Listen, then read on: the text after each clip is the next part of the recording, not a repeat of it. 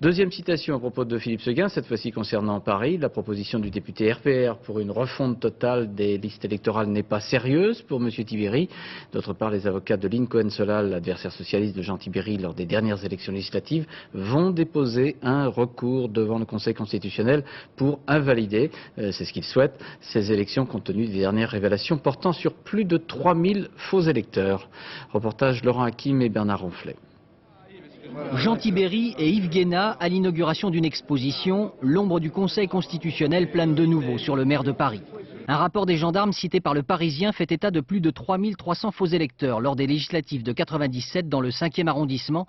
C'est bien plus que la différence de voix qui avait permis l'élection du député Tibéri devant sa rivale socialiste.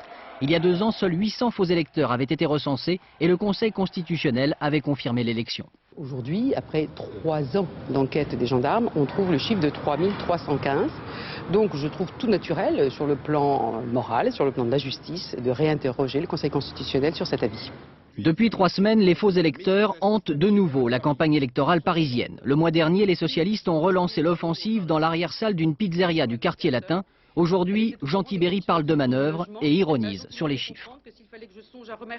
Il a décru depuis de 15 000 à 3 000. Vous vous rendez compte de l'évolution intéressante? Non, c'est une opération de déstabilisation qui ne me touche pas. Mais après les mises en examen dans le 3e arrondissement, vous craignez des je ne crains rien du tout.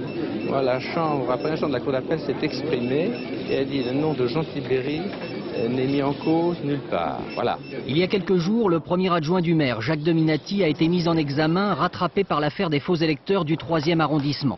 À l'Assemblée nationale, pas moins de 4 propositions de loi ont été déposées pour réviser les listes électorales. Le ministre de l'Intérieur, lui, a rejeté l'hypothèse d'une refonte totale de ces listes. Pendant ce temps-là, à Paris, la campagne des municipales empoisonnée par le sujet a été mise entre parenthèses.